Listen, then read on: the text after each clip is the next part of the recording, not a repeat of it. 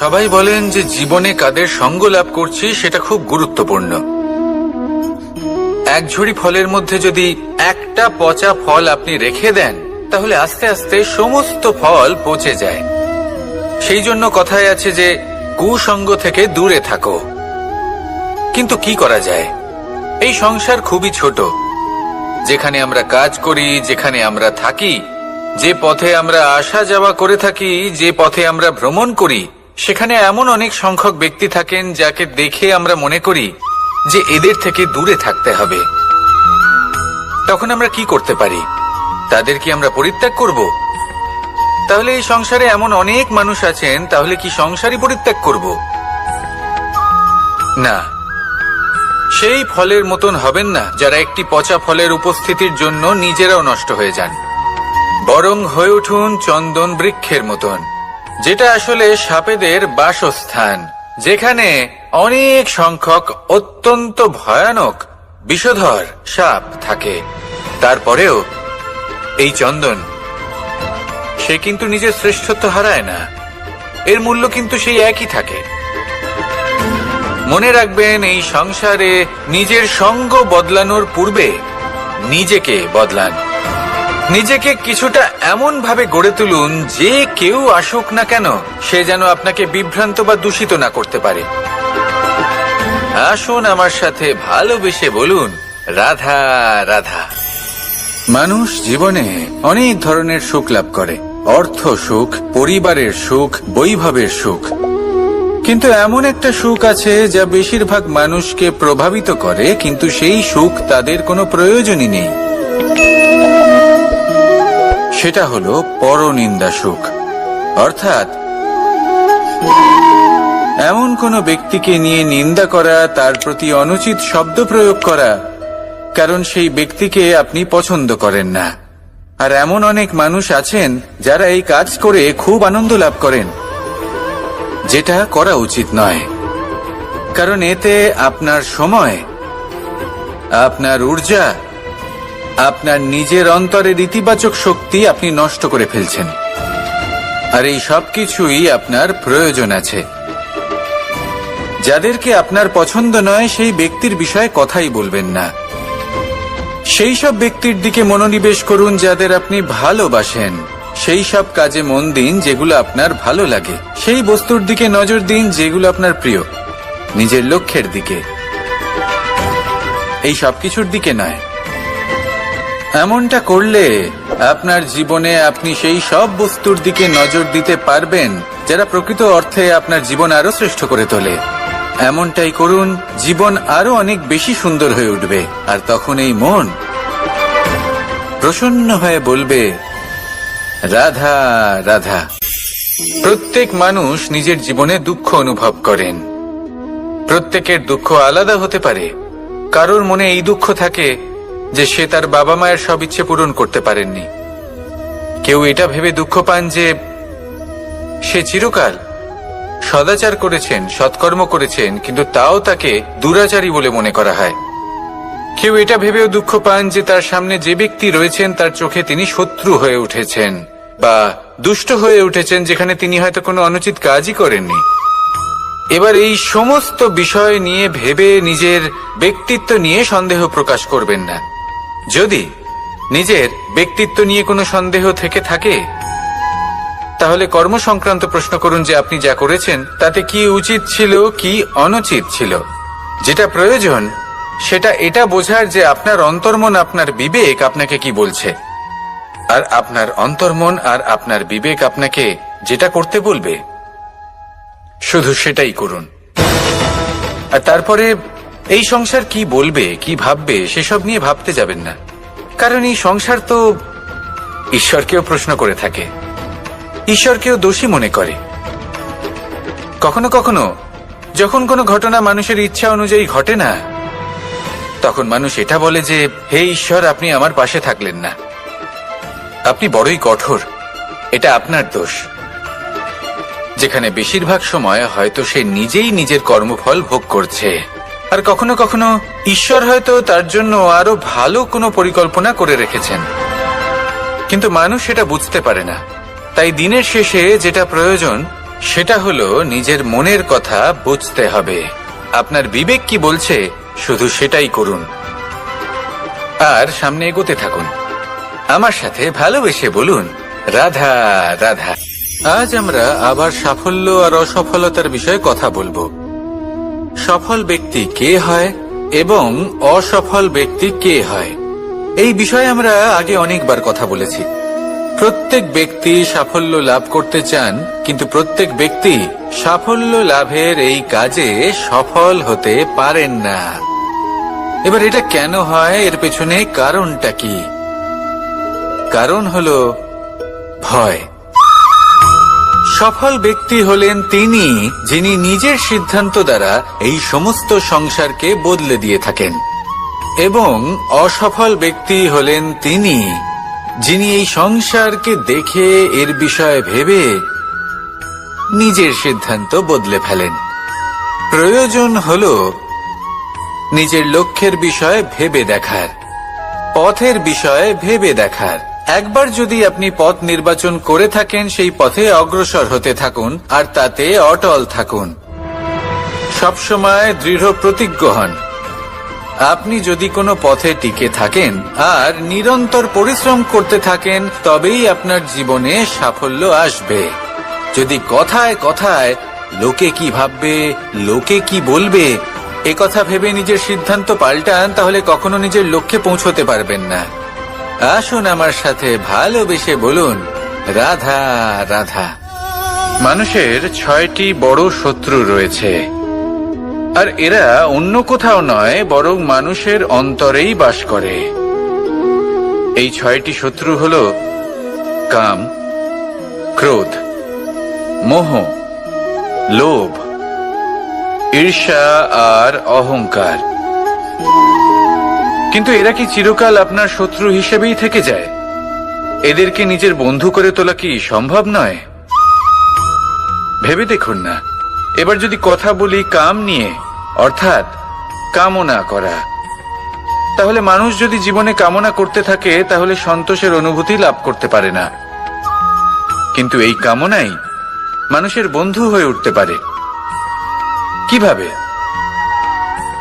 ধরুন, যদি মানুষ ভাবে আমি আরো অনেক বেশি শ্রেষ্ঠ ব্যক্তি হয়ে উঠতে চাই, আর তার জন্য কর্ম করে, পরিশ্রম করে, তাহলে ভবিষ্যতে গিয়ে শ্রেষ্ঠ ব্যক্তি হয়ে উঠতে পারে কামনার কারণে। অর্থাৎ এই কামনাই ওর বন্ধু হয়ে ওঠে। কিন্তু ধরুন, কোনো মানুষ যদি চায় সে শ্রেষ্ঠ ব্যক্তি হয়ে উঠবে, কিন্তু তার জন্য না কোনো কর্ম করছেন আর না কোনো পরিশ্রম করছেন, আর অধর্মের পথে চলতে শুরু করে দেন, তাহলে এই কামনাই তার শত্রু হয়ে উঠতে পারে। এবার যদি এই কামনাকে নিজের বন্ধু করে তুলতে হয়, তাহলে নিজের নির্বাচনে বিচক্ষণ হতে হবে, নিজের মস্তিষ্কের উপর নিয়ন্ত্রণ রাখতে শিখতে হবে। সেটাই করুন আর আমার সাথে ভালোবেসে বলুন, রাধা রাধা। আজ আমরা মানুষের আরো একটি শত্রুর বিষয়ে কথা বলবো, যার নাম হলো লোভ। যে কোনো বস্তুকে অত্যাধিক লাভ করার যে বাসনা, যতটা লাভ করেছি ততটা যথেষ্ট নয়, আমার আরো চাই, আরো চাই, একেই বলে লোভ। এবার এই লোভ আপনার জীবনে শুভ না অশুভ, আপনার মিত্র নাকি আপনার শত্রু, সেটাও নির্ভর করছে আপনার ওপর। যেমন ধরুন, কোনো ব্যক্তির অসম্ভব ধনের লোভ, সে সেটা অর্জন করছে আর সেটা সংগ্রহ করছে, আর সেটা লাভ করার জন্য সে অনৈতিক কাজ করছে। যদি এই সব হতে থাকে, তাহলে লোভ কিন্তু আপনার পক্ষে অত্যন্ত ক্ষতিকারক। কিন্তু যদি সেই ব্যক্তি ধরুন ধন অর্জন করছেন, তার সাথে নীতিও পালন করছেন, আর সংগ্রহ করার পরে সেটা সংসারে ছড়িয়ে দিচ্ছেন, যদি এমনটা হয়, তাহলে এই লোভ আপনার বন্ধু হয়ে উঠতে পারে। যদি আপনার সৎসঙ্গ লাভ করার, সৎকর্ম করার লোভ থাকে, তাহলে আপনি কখনো একা থাকবেন না। যদি ভালোবাসা প্রদান করার লোভ থাকে, এই সংসারকে সাহায্য করার লোভ থাকে, তাহলে এই লোভ, যা সংসারের শত্রু, সেটা কিন্তু আপনার সাথে পরমাত্মার মিলন ঘটাতে পারে। এবার এই লোভকে নিজের মিত্র করে তুলবেন নাকি শত্রু করে তুলবেন, সেই সিদ্ধান্ত আপনারই। আসুন আমার সাথে ভালোবেসে বলুন, রাধা রাধা। কখনো এই প্রকৃতির দিকে তাকিয়ে থাকবেন। এই প্রকৃতি অনেক ধরনের শিক্ষা দেয়। কোন একটা গাছকে দেখুন কিভাবে সে মাটি থেকে জল শুষে নেয়। সে ঝড় হোক বা হোক কড়া রোদ সব সহ্য করে এবং অবশেষে সে ফল ধারণ করে। আর সেই ফল উৎপন্ন করার পরে সে ফল কিন্তু সে নিজে গ্রহণ করে না, এই সংসারকে প্রদান করে, যাতে পশু পাখি মানুষ তারা এই ফল গ্রহণ করে শক্তিশালী হয়ে উঠতে পারে, সুস্থ থাকতে পারে। সেভাবেই নদী, সরোবর এরা নিজেরাও কিন্তু নিজেদের জল গ্রহণ করে না, মাটিকে প্রদান করে, পশু পাখিকে প্রদান করে। সূর্য নিজেও নিজের জন্য প্রজ্বলিত হয় না, সে প্রকাশ ছড়িয়ে দিতে চায় আমাদের সবার কাছে, সে আলো পৌঁছে দিতে চায়। এই প্রত্যেকের কর্মে পরমার্থ নিহিত আছে, আর সেই জন্যই এদের সকলকে পুজো করা হয়। তাই মনে রাখবেন, আপনার কাছে জীবন যাপনের অতিরিক্ত যা কিছুই আছে তা পরমার্থের জন্য। তাহলে তার সদ্ব্যবহার করুন আর আমার সাথে ভালোবেসে বলুন, রাধা রাধা। পরিবর্তন, এটা হলো সৃষ্টির অমূল্য নিয়ম। এই সংসারে সবকিছু সময়ান্তরে পরিবর্তিত হয়, এই সময়ও পরিবর্তিত হয়। পরিবর্তন চিরকাল হয়ে এসেছে আর চিরকাল হতে থাকবে। কিন্তু এবার আমরা সেই পরিবর্তন কিভাবে লাভ করব যেটা আমাদের প্রয়োজন, যেটা আমরা চাই। আমরা জীবনে বিকাশ চাই। এই বিকাশ কিভাবে লাভ করতে পারি? এই প্রকৃতি কিন্তু আমাদের অত্যন্ত উত্তম উদাহরণ দিয়ে বুঝিয়েছে। একটি বিন্দুর উদাহরণ দিয়েছে যা ভবিষ্যতে একটা বিশাল নদীর আকার ধারণ করে। এটা কিভাবে হয়? মেঘ থেকে একটি বিন্দু ঝরে পড়ে সেই পর্বতের ওপর যেখানে হিম আছে। সেই হিমের সংস্পর্শে আসা মাত্র সেই বিন্দুর সাথে আরো বেশ কিছু বিন্দু যুক্ত হয়, তারপর তারা অগ্রসর হয়, আরো কিছু বিন্দু যুক্ত হয়, আস্তে আস্তে একটা ক্ষীণ ধারার রূপ ধারণ করে এবং সেটাই ভবিষ্যতে আরো এগোতে থাকে। অনেকটা যাওয়ার পর যখন অনেক সংখ্যক বিন্দু একসাথে যুক্ত হয় তখন সেটা বিশাল নদীর আকার ধারণ করে। এবার আমরা মানুষ বলে আমাদের সাথে এই নিয়মের অন্যথা হয় তা নয়। আমরাও এই প্রকৃতির অংশ, আমাদের ক্ষেত্রেও একই নিয়ম প্রযোজ্য। যখন পরিশ্রম করে অনেক সংখ্যক বিন্দু আমরা একত্রিত করব তখনই পরিবর্তনের নদী প্রবাহিত হবে। প্রয়োজন হলো নিরন্তর পরিশ্রম করা এবং ধৈর্য ধরা। এটা করতে থাকুন, জীবনে সবকিছু লাভ করতে পারবেন। কারণ প্রকৃতি আমাদের এটাই শিখিয়েছে, আর আমরা এই ব্রহ্মরই একটি অংশ, যার দ্বারা এই ব্রহ্মাণ্ড নির্মিত। আসুন আমার সাথে ভালোবেসে বলুন, রাধা রাধা। আমরা সকলে সামাজিক জীব। মানুষের সাথে দেখা সাক্ষাৎ করা এটা চিরকালই চলতে থাকে। আমরা কখনো কাউকে উপহার দিই, আবার কখনো কেউ আমাদের উপহার দেয়। কখনো কি এমন হয়েছে যে আপনি কাউকে একটা উপহার দিয়েছেন, কিছু সময় পরে বা কিছু মাস পরে সেই উপহারই ঘুরে ফিরে আপনার কাছেই এসেছে, অর্থাৎ সেই বস্তুটাই আপনার কাছে আবার ফিরে এলো? এরকম হয়। ছেলেবেলায় একদিন একজনের বিবাহ ছিল, তখন মা তাকে একটা উপহার দিতে চাইছিলেন। তাই তিনি একটা পোশাক বানালেন আর সেটাকে সুসজ্জিত করছিলেন। আমি দেখলাম আর জিজ্ঞেস করলাম যে, মা, এই পোশাক এত সুসজ্জিত করার কি আছে? তখন মা বললেন যে, কানাই, কখনো কাউকে এমনই উপহার দেবে, এমন প্রকারে দেবে যে সেটা যদি আবার ঘুরে ফিরে তোমার কাছে ফিরে আসে তাহলে যেন তোমার খারাপ না লাগে। এটাই কিন্তু হয় আমাদের ব্যবহারের সাথে, কর্মের সাথেও এবং আমাদের কথার সাথেও। তেমনই আচরণ করবেন যে আচরণ আপনি সহ্য করতে পারবেন। যদি মুখ থেকে কটু কথা বেরোতে থাকে তখন নিজেকে সংযত করে নিন।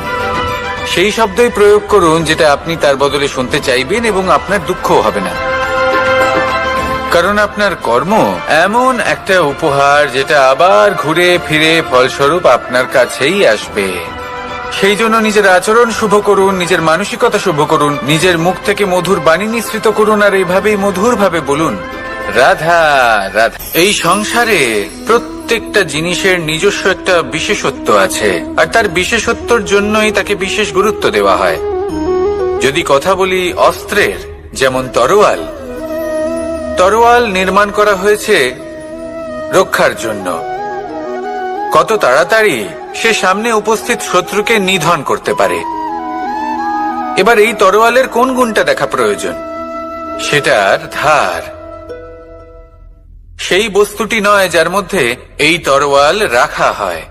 সেইভাবেই যদি আমি কথা বলি বাণের, তাহলে এটা প্রয়োজনীয় নয় যে সেই বাণ কতটা তীক্ষ্ণ, কতটা বলশালী। এটা দেখা প্রয়োজন যে তার আকারটা কেমন। সে কি বাতাস ভেদ করে নিজের লক্ষ্যে পৌঁছতে পারবে? সেটা বেশি গুরুত্বপূর্ণ। সেই জায়গাটা নয় যেখানে সেই বাণ রাখা হয়। ঠিক সেইভাবে যদি আপনি কোনো মানুষেরই মূল্য বুঝতে চান, তাকে পরখ করে দেখতে চান, তাহলে তার জাতি, তার ধর্ম, তার রূপ, তার আকার, সেগুলো দেখে তাকে পরখ করতে চেষ্টা করবেন না। তাকে পরখ এই সব কিছুর ভিত্তিতে করবেন না। তার স্বভাবটা দেখুন, তার গুণ দেখুন, তার প্রতিভা দেখুন, তার কর্ম দেখুন, কারণ এটাই সেই ব্যক্তির আসল পরিচয়। এটাই হলো তার অস্তিত্ব। যখনই আপনি কোনো নর্তককে শ্রেষ্ঠ নৃত্য প্রদর্শন করতে দেখেন, তখন আপনি কিন্তু এটা ভাবেন না যে সে কোথা থেকে এসেছে, সে কি খায়, ওর বন্ধু বান্ধব কারা। আপনি তার নৃত্য দেখেন, ওর শিল্প দেখেন, সেটারই প্রশংসা করেন, সেটাকেই সম্মান করেন। সেইভাবে এই সংসারে সকলকে সম্মান করুন। আর এই সম্মানের আধার হওয়া উচিত তার গুণ, তার স্বভাব, তার কর্ম, তার রূপ আর তার বেশভূষা নয়। আসুন আমার সাথে ভালোবেসে বলুন, রাধা রাধা। এই সংসার বলে যে কৃষ্ণ হলো মহাযোগী। কেউ বলে যে কৃষ্ণ হলো সাংখ্য যোগের প্রবর্তক, কেউ বলে ভক্তি যোগের, কেউ বলে জ্ঞান যোগের, কেউ কেউ এটা মনে করেন যে অষ্টাঙ্গ যোগের প্রভু হলাম আমি। কিন্তু এই যোগ আসলে কি? যোগ বিষয়টাকে বোঝা খুব একটা কঠিন নয়, কিন্তু সেই যোগকে নিজের যাপনের অংশ করে তোলা হলো অত্যন্ত কঠিন, আর তার জন্য প্রয়োজন অভ্যাস। যোগ শব্দটার অর্থ হলো যুক্ত করা, আর এটা আমি ছোটবেলায় শিখেছিলাম। যখন আমার মাখন খেতে ইচ্ছে করত, আর মা মাখনের সেই হাঁড়িটা ওপরে টাঙিয়ে রাখতেন, তখন আমরা ভাবতাম যে অত দূরে পৌঁছবো কি করে। তখন আমরা যোগের বিষয়ে জানতে পারলাম, আর তখন জানতে পারলাম যে সব থেকে গুরুত্বপূর্ণ যোগ আসলে কি? সহযোগিতা, সাহায্য। আমরা সব সখারা একসাথে জড়ো হতাম, একে অপরের পিঠের ওপর উঠে দাঁড়াতাম, আর তারপর আমরা ওই মাখনের হাঁড়ির কাছে পৌঁছতে পারতাম, আর তারপর আমরা সবাই মিলে সেই মাখন ভাগ করে খেতাম। সহযোগিতা, এটা অত্যন্ত গুরুত্বপূর্ণ। পাণ্ডবরাও মহাভারতে এটাই করেছিলেন। ওনাদের সাথেও কেউ ছিল না। একে অপরকে সাহায্য করে ওনারা অনেক বীরদের একত্রিত করেছিলেন। তারপর অবশেষে মহাভারতের এই মহাযুদ্ধে ওনারা জয়লাভ করেছিলেন। রামায়ণে রাম এবং লক্ষ্মণের সাথে কেউ ছিল না। সহযোগিতার মাধ্যমে ওনারা ভাল্লুক আর বানর সেনাকে একত্রিত করেছিলেন, আর এই সংসারের সব থেকে প্রবল রাক্ষস রাবণকে বধ করেছিলেন। মনে রাখবেন, একসাথে মিলে যদি আপনারা কর্ম করতে শেখেন, তাহলে এই সংসারে এমন কিছুই নেই যেটা আপনি অর্জন করতে পারবেন না। আসুন আমার সাথে ভালোবেসে বলুন, রাধা রাধা। মানুষ যখনই কোনো পর্বতারোহণ করতে শুরু করে, তখন সে বারবার পড়ে যায়, বারবার উঠে দাঁড়ায়, সামনে এগোতে চেষ্টা করে। কিন্তু যদি সে দৃঢ় নিশ্চয় করে থাকে, তাহলে সে অবশেষে সেই পর্বতের শিখরে পৌঁছেই যায়। চলার পথে যদি বড় কোনো পাথর চলে আসে বা পর্বতের কোনো বড় অংশ সামনে আসে, তাহলে সে তার সাথে ধাক্কা খায় না, সে পথ বদলে নেয়। কিন্তু বাধা তাকে সবসময় পেতেই হয়, আর সেই বাধা সে পায় ছোট ছোট পাথরের দ্বারা। তাদের উপর পা পড়লে তার পা পিছলে যায় আর সে পড়ে যায়। এই ছোট ছোট পাথর হলো আমাদের জীবনের সেই ছোট ছোট সমস্যা, সেই ছোট ছোট ভুলগুলো যেগুলো আমরা অবজ্ঞা করতে থাকি। আমরা ভাবি এর দ্বারা কি বা ক্ষতি হবে, কিন্তু সেগুলোই অনেক সময় আমাদের অসফলতার কারণ হয়ে দাঁড়ায়। যত তাড়াতাড়ি সম্ভব এই ছোট ছোট পাথরগুলিকে জীবন থেকে তুলে ফেলে দিন। ভুল হওয়াটা স্বাভাবিক, কিন্তু তার মানে এই নয় যে বারবার সেই ভুলের পুনরাবৃত্তি ঘটবে। ভুলটা বুঝুন, সেটা স্বীকার করুন আর সেটা শুধরে নিন। যখন আপনি এটা করতে শিখবেন, তখনই খুব তাড়াতাড়ি আপনি সেই শিখরে পৌঁছতে পারবেন। আর যখন পৌঁছে যাবেন, তখন এই মন প্রসন্ন হয়ে বলবে, রাধা রাধা। সূর্য এই সংসারকে আলো প্রদান করে। সূর্যের মনে যদি নিজের তেজের জন্য অহংকার জন্ম নেয়, তখন তার অহংকার ভঙ্গ করে মেঘ। সূর্যের আলো পূর্ণরূপে ঢেকে দেয়। মেঘের মনে যদি নিজের গতি নিয়ে অহংবোধ জন্ম নেয়, তাহলে মেঘের অহংকার ভঙ্গ করে পর্বত। মেঘের গতি অবরুদ্ধ করে দেয়। এবার যদি পর্বত নিজের নিশ্চলতা নিয়ে অহংকার করে, তাহলে সেই অহংবোধ ভঙ্গ করে একটি মূষক। সেই বিশাল পর্বতে একটি ছিদ্র করে দেয়। এবার যদি মূষকের নিজের মনে অহংবোধ জন্ম নেয়, তাহলে জল তার অভিমান ভঙ্গ করে, সেই ছিদ্র দিয়ে প্রবেশ করে। আর যদি জলের মনে অহংবোধ জন্ম নেয়, তখন মানুষ বাঁধ নির্মাণ করে তার গতিপথ রুদ্ধ করে, জলের অহংকার ভঙ্গ করে। আর যদি মানুষের মনে অহংকার জন্ম নেয়, তখন সূর্য নিজের তাপ দ্বারা মানুষের অহংকার ভঙ্গ করে। এই সংসারে অহংকার প্রদর্শন করার কোনো প্রয়োজন নেই। আমাদের সবার মধ্যেই কিছু বিশেষ গুণ আছে, আর সবার মধ্যে কোনো না কোনো দোষও আছে। এই প্রকৃতি আমাদের কি শিক্ষা দেয়? কেউ একে অপরের সাথে লড়াই করে না, একে অপরের জন্য বাধা সৃষ্টি করে না, শুধু নিজের কর্ম করে। সূর্য নিজের প্রকাশ দ্বারা বনস্পতি এবং গাছপালাকে জন্ম দেয়। মেঘ বর্ষা সৃষ্টি করে লুপ্ত হয়ে যায়, আবার নির্মিত হয়। পর্বতের সেই নিশ্চলতা সেই বর্ষাকে একটা দিশা প্রদান করে, আর তারপরে তা ধারা হয়ে প্রবাহিত হয়ে যায়। এইসব কি? এইসব একটা সম্পর্ক, একটা চক্রের মতো। সবাই একসাথে নিজের কর্ম করে, তাই এই চক্র আবর্তিত হয়। এটা আমাদেরও করতে হবে, একসাথে মিলে কাজ করতে হবে। কারোর জন্য বাধা হয়ে উঠলে হবে না, কাউকে ছোট মনে করলে হবে না। এটাই করতে থাকুন, সবাই মিলেমিশে কর্ম করুন। প্রকৃতি আমাদের এই শিক্ষাই দেয়। আসুন আমার সাথে ভালোবেসে বলুন, রাধা রাধা। আপনি কখনো পলাশ ফুল দেখেছেন? কি সুন্দর দেখতে, লাল রক্তবর্ণ, উজ্জ্বল, কিন্তু এতে কোনো সুগন্ধ নেই। সেই জন্য ওকে শুধু চোখ ভরে দেখতে ইচ্ছে করে। দেখবেন তাকে কিন্তু পুজোতে ব্যবহার করা হয় না, এই ফুল দিয়ে মালা বানানো হয় না। সেরকমই আমাদের জীবনে এমন অনেক ব্যক্তি রয়েছেন যাদেরকে সম্মান অর্জন করতে হয়। যদি আপনি কোনো উচ্চ বংশে জন্ম নিয়ে থাকেন এবং আপনার কাছে সবকিছু থাকে, ধন ঐশ্বর্য থাকে, সবকিছু আপনি আগে থেকেই পেয়ে গেছেন, তাও কিন্তু এই সংসার আপনাকে সম্মান দেবে না। ততক্ষণ পর্যন্ত দেবে না যতক্ষণ না আপনি নিজের অন্তরে গুণ জাগ্রত করছেন, শ্রেষ্ঠ কর্ম করছেন, নিজের অন্তরে ইতিবাচক মনোভাবের এই সুবাস জাগ্রত করছেন। যদি এসব কিছু করেন, তাহলেই এই সংসার আপনাকে সম্মান দেবে।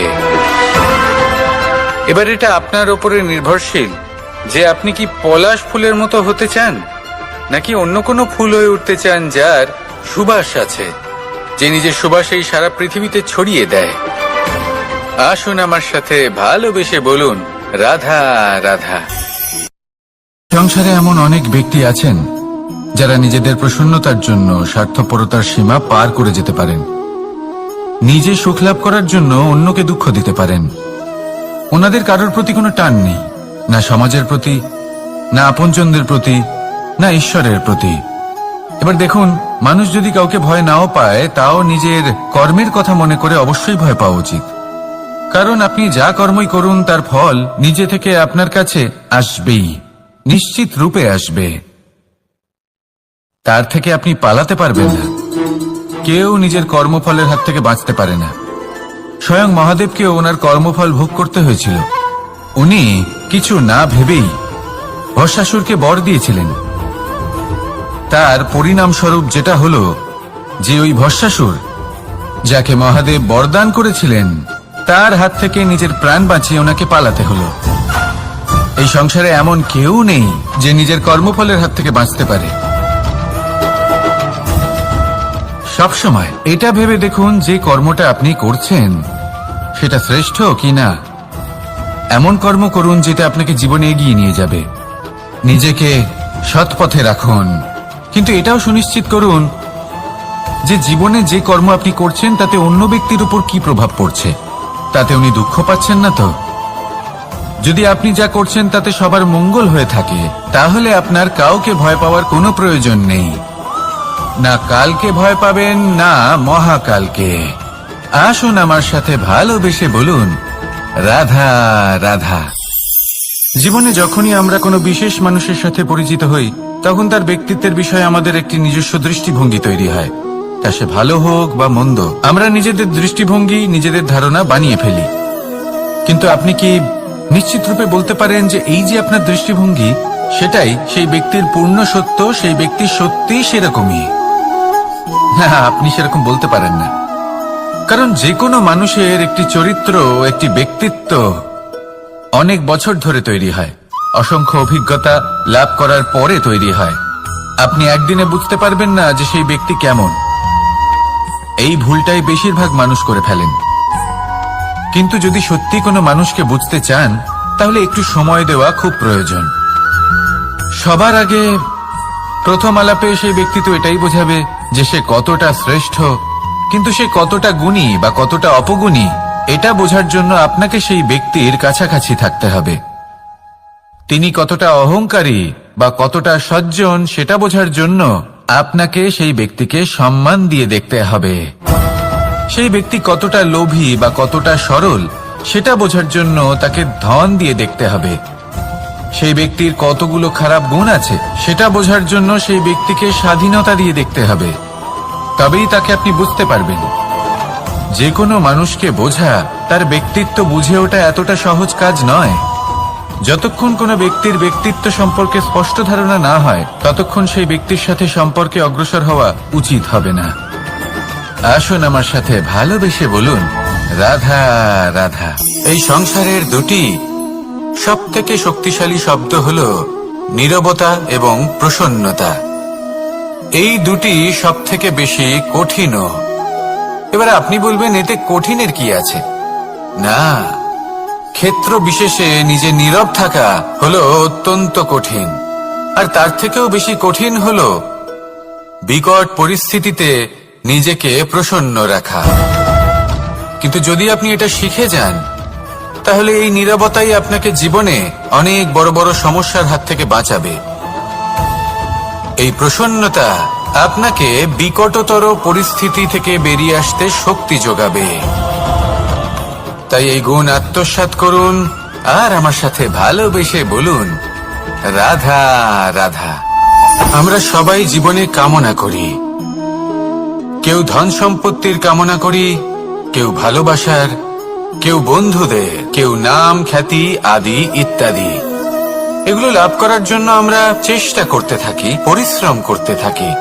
কিছু সময় পরে অর্জনও করে ফেলি, কিন্তু সবকিছু অর্জন করার কিছু সময় পরে এরা রুষ্ট হয়ে যান, আমাদের থেকে দূরে চলে যান বা আমাদের থেকে কেড়ে নেওয়া হয়। এমনটা কেন হয়? এমনটা এই কারণে হয় কারণ মানুষের একটা দুর্বলতা আছে।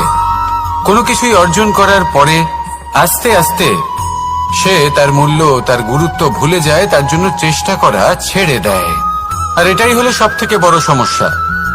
ঠিক যেমন কোনো ব্যক্তি যিনি ধন অর্জন করতে চান, তার জন্য কঠিন পরিশ্রম করেন, হয়তো ধন অর্জন করেও ফেলেন, তারপর আস্তে আস্তে ওই ধনের মূল্য ভুলে যান, উচিতভাবে তা প্রয়োগ করেন না, আস্তে আস্তে তার ধন, তার সঙ্গ ত্যাগ করে দেয়।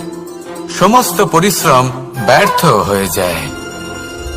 সেই জন্য মনে রাখবেন, এই সংসারে কিছু অর্জন করা অত্যন্ত কঠিন ব্যাপার, কিন্তু তার থেকেও বেশি কঠিন হলো সেটা নিজের সাথে ধরে রাখা। তাই জীবনে যখনই আপনি কিছু অর্জন করবেন তার গুরুত্বটা বুঝুন, আর তারপরে সময় সময় তার মূল্য নিজেকে স্মরণ করাতে থাকুন। কৃতজ্ঞ থাকুন যে আপনার পরিশ্রম আপনাকে এই ফল দান করেছে, আর চিরকাল পরিশ্রম করুন। তবেই আপনি যেটা লাভ করেছেন সেটা আপনার কাছে থেকে যাবে। আসুন আর আমার সাথে ভালোবেসে বলুন, রাধা রাধা। এই সংসারে আপনার সবথেকে বড় বন্ধু কে? কেউ বলবেন ছোটবেলার বন্ধুরা, কেউ বলবেন মাতা পিতা, কেউ বলবেন ঈশ্বর। এবারে বলুন যে এই সংসারে আপনার সবথেকে বড় শত্রু কে? কেউ বলবে আপনার বিরোধী, সেই ব্যক্তি যে আপনাকে হিংসে করে, বা আপনার নিজের অহংকার, আপনার কুকর্ম। আমি বলবো যে এই সংসারে আপনার সবথেকে বড় বন্ধু হলো আপনার নিজের মন। এই চঞ্চল মনকে যদি আপনি নিয়ন্ত্রণ করতে শিখতে পারেন, তাহলে এর থেকে বড় বন্ধু এই সংসারে আপনি কোথাও পাবেন না। সেখানেই যদি এই মন আপনাকে বশ করে ফেলে, তাহলে সংসারে এর থেকে বড় শত্রুও আপনি কোথাও পাবেন না।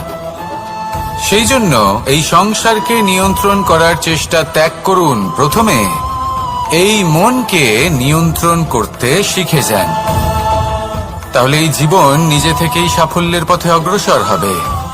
আর তখন এই মন প্রসন্ন হয়ে বলবে, রাধা রাধা। সংসারে যদি আপনি শুভ কিছু অর্জন করতে চান, তাহলে দুটি পথ আছে। প্রথম হলো ধর্ম, আর দ্বিতীয় হলো কর্ম। কিছু ব্যক্তি এমন কথাও বলেন যে আমরা তো ধর্মের পথেই অগ্রসর ছিলাম, আমরা তো লক্ষ্যপ্রাপ্ত করতে পারলাম না, বরং আমাদের নিন্দা হলো। এবার এরকমটা ঠিক কেন হয়?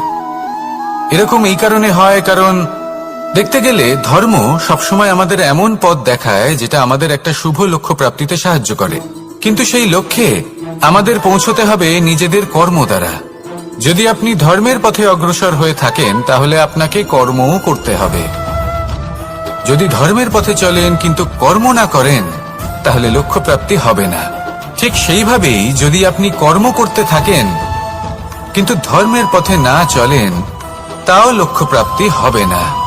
মনে রাখবেন যে ধর্ম এবং কর্ম হলো একটি মুদ্রার দুই পিঠের সমান। এদের নিজের জীবনে আত্মসাৎ করুন এবং অগ্রসর হন।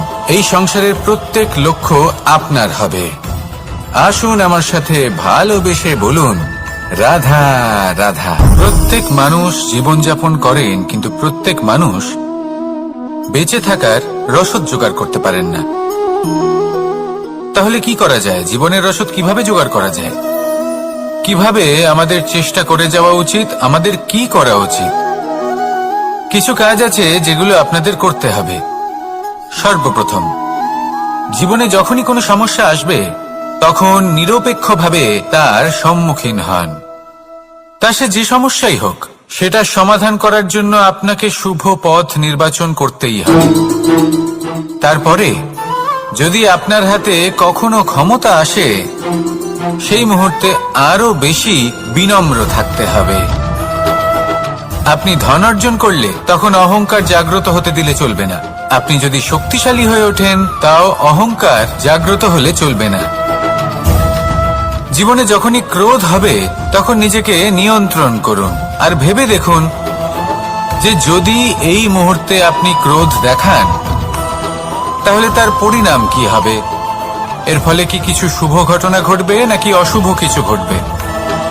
শুধু এই কটা কাজ নিজেদের জীবনে আত্মসাৎ করুন, জীবন যাপন অত্যন্ত সহজ হয়ে যাবে। আসুন আমার সাথে ভালোবেসে বলুন, রাধা। আপনি কখনো কোনো পাথরের বুক চিরে বয়ে চলা কোনো নদী দেখেছেন? পাথর নদীর সামনে নত হয়ে যায়, তাকে বাধা দিতে চেষ্টা করে কিন্তু কখনো বাধা দিতে পারে না। এই নদী হলো ততটাই শক্তিশালী, কিন্তু এর আরম্ভ কোথা থেকে হয়? দূরে কোথাও কোনো পর্বতের চূড়াতে এক বিন্দু জল ঝরে পড়ে আর তার সাথে হিম গলিয়ে দেয়। তারপর জলের শক্তি বৃদ্ধি পায়। তারপর অনেক বিপদের সম্মুখীন হয় আর অনেক ধরনের বাধা সে অতিক্রম করে। তার শক্তির এতটাই বৃদ্ধি হয় যে তাকে বাধা দেওয়া একেবারেই অসম্ভব ব্যাপার হয়ে যায়। দেখুন, নদী তো মহান বটেই, কিন্তু তাকে মহান করে তুলেছে কে? সেই সকল বিপদ যার থেকে ও কখনো পালায়নি। সেইভাবেই আমাদেরও বিপদ থেকে পালিয়ে গেলে হবে না, তার সম্মুখীন হতে হবে সাহসের সাথে, পূর্ণ শক্তি প্রয়োগ করে। তবেই আমরা শিখতে পারবো, তবেই আমরা সামনে এগোতে পারবো। যদি আপনি জীবনে কুন্দন হয়ে উঠতে চান, তাহলে জ্বলন সহ্য করতেই হবে। আসুন আমার সাথে ভালোবেসে বলুন, রাধা রাধা। এ হলো গোলাপ ফুল। একে আমরা সকলেই চিনি। সমগ্র সংসার ভালোবাসে এই পুষ্পকে। এই ফুল দেখতেও সুন্দর। সবথেকে বেশি গুরুত্বপূর্ণ কথা হলো এর সুগন্ধ, যা দূর দূরান্ত থেকে ব্যক্তিদেরকে আকৃষ্ট করে। এই সুন্দর পুষ্প একটু মন দিয়ে দেখলেই দেখা যায় এর নিচে কাঁটা রয়েছে। এই সংসার বলে, এ প্রকৃতির কেমন রচনা, এত কোমল পুষ্প, এটা কি তীক্ষ্ণ কাঁটা সহ প্রস্ফুটিত হয়? এটাই হলো জীবনের সত্য। আমাদের অন্তরের সদ্গুণ, সেগুলিও এই ফুলের মতোই সুন্দর। সংসার এর সৌন্দর্য দেখতে পায়। এর সুগন্ধ চতুর্দিকে ছড়িয়ে পড়ে। কিন্তু এই সদ্গুণ জাগ্রত করে তোলার জন্য কঠোর পরিশ্রম করতে হয়, প্রতিনিয়ত চেষ্টা করে যেতে হয়। তাই জন্য যদি আপনি জানেন আপনার পথ উচিত কিন্তু তা কাঁটায় পরিপূর্ণ, তাহলে থামবেন না, চলতে থাকুন। একবার যদি অন্তরের সদ্গুণ জাগ্রত হয়, তাহলে এই সংসার এর সৌন্দর্য দেখবে আর সুগন্ধে আকর্ষিত হয়ে আপনার কাছে আসবে। এই মন, এই জীবন প্রসন্ন হয়ে বলবে, রাধা রাধা। মোহনের বাঁশির এই সুর, এই সঙ্গীত কার না পছন্দ হয়? সবারই খুব ভালো লাগে। এবার এই সুর আসে কোথা থেকে? কেউ বলবেন কৃষ্ণের হৃদয় থেকে। সত্য কথা, এই সুর হৃদয় থেকে নির্গত হয় এবং প্রকট হয় এই বাঁশি থেকে। এই বাঁশিটাকে দেখুন, এই ছিদ্রগুলি দেখুন। প্রত্যেকটা সুর থেকে নিজস্ব একটা স্বর নির্গত হয়। এবার যে ব্যক্তি এই সমস্ত সুর এবং স্বর বুঝতে পারেন, এতে নিপুণ, তিনি এই বাঁশির দ্বারা যে সুর নির্গত করবেন তা তো মধুর অবশ্যই হবে। এবার জীবনের সাথেও কিছুটা এরকমই ঘটে। জীবনের কিছু নীতি থাকে, অর্থ, কুটুম্ব এবং আধ্যাত্মিক। যদি জীবনের প্রত্যেকটা মুহূর্ত সুখময় হয় এরকম আপনি চান, তাহলে এই তিনটি নীতিতে আপনাকে নিপুণ হতে হবে। কোনো একটি বিশেষ নীতির প্রতি যদি আপনি বেশি ঝুঁকে পড়েন, তাহলে বাকি দুই নীতি থেকে যা সুখ লাভ করা সম্ভব তা পারবেন না। ধন অর্জন করতে হবে পরিবারের জন্য, পরিবারের সুখ মনের শান্তির জন্য, মনে শান্তির প্রয়োজন মনের শুদ্ধতার জন্য। যখন এই মন শুদ্ধ হবে, জীবন শুদ্ধ হবে, পবিত্র হবে, সুন্দর হবে এবং ভালোবেসে বলবে, রাধা রাধা। জল, এ হলো জীবনের আধার পঞ্চতত্ত্বের মধ্যে একটি, আর অত্যন্ত বিশেষ। এর থেকে অনেক বড় শিক্ষা পাওয়া যায়। এই জল,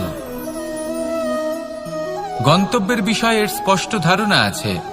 ও জানে ওর লক্ষ্য কি, আর প্রয়াস করে ততদূর সে পৌঁছেও যায়। এটি পর্বত থেকে বয়ে নিচে নেমে আসে, নদীর সাথে সমাহিত হয়ে তার সাথে বয়ে চলে, চিরসবুজ বনানী গড়ে তোলে, প্রাণীদের তৃষ্ণা নিবারণ করে, সামনে এগিয়ে চলে, মানুষের সাথে মিলিত হয়। যারা একে বাঁধের মধ্যে বেঁধে রাখতে চেষ্টা করে, সে বন্দি দশাতেও থেকে যায়, মানুষের কল্যাণ করে। তারপর বাঁধ থেকে মুক্তি পেয়ে এগিয়ে চলে। কোথাও ধাক্কা খায়, কোথাও বাধা পড়ে, কোথাও যদি পথ খুঁজে না পায় তাহলে পথ খুঁজেই নেয়, আর যেখানে পথ থাকে না সেখানে পথ বানিয়ে নেয়, আর শেষ পর্যন্ত নিজের লক্ষ্যে পৌঁছেই যায়, অর্থাৎ সমুদ্রে গিয়ে সমাহিত হয়ে যায়। আমাদেরও কিছুটা এরকমই হয়ে উঠতে হবে। যেখানেই যাবেন সকলের কল্যাণ করুন, সামনে এগোন। আপনি কোথাও পড়ে গেলে, ধাক্কা খেলে আঘাত লাগবেই, উত্থান পতন লেগেই থাকে। সামনে এগোতে থাকুন। কোথাও পথ না পেলে তা খুঁজে নিন, কোথাও পথ না থাকলে তা বানিয়ে নিন। নিজের গন্তব্যের কথা সব সময় মনে রাখুন। শেষ পর্যন্ত নিজের মোক্ষ লাভ আপনি অবশ্যই করবেন। আর আমার সাথে ভালোবেসে বলুন, রাধা রাধা। জীবনের প্রত্যেক মুহূর্ত আমাদের কিছু না কিছু শিক্ষা দেয়, নির্ভর করছে আমাদের দৃষ্টিভঙ্গির উপর। যেমন নদী হলো আমার অত্যন্ত প্রিয়। নদীতে ভ্রমণ করতে আমার খুব ভালো লাগে। কি বলেন? নদীতে সবসময় নতুন কিছু থাকে, ও পুরনো কিছুই নিয়ে বসে থাকে না। সব সময় প্রবাহমান, কখনো থামে না। ততক্ষণ থামে না যতক্ষণ না সাগরে গিয়ে সমাহিত হচ্ছে। ঠিক এইভাবেই আমাদেরও উচিত নিজের জীবন অতিবাহিত করা, নদীর মতো। প্রত্যেক মুহূর্ত নতুন, তাই সেইভাবেই জীবন যাপন করুন। পুরনো কিছুই একত্রিত করে রাখবেন না, বিগত স্মৃতির মাঝে নিজেকে হারিয়ে ফেলবেন না। এই যে বর্তমান, এই যে মুহূর্ত, সেটাই হলো সর্বশ্রেষ্ঠ। এর মাঝেই জীবন যাপন করুন। নদীর মতো প্রবাহমান হতে শিখুন। আপনি শিখে গেলে তাহলে মনে রাখবেন, আমার আপনার মাঝে বিচরণ করতে বড়ই ভালো লাগবে। যে ব্যক্তি আনন্দের সাথে জীবনের প্রত্যেকটা মুহূর্ত অতিবাহিত করে কোনো চিন্তা ছাড়াই, প্রবাহমান হয়, কখনোই থামে না, যতক্ষণ না মুক্তি লাভ করছেন, এমন ব্যক্তির মধ্যেই রাধাকৃষ্ণ বসবাস করেন। তাহলে আসুন আমার সাথে ভালোবেসে বলুন, রাধা রাধা।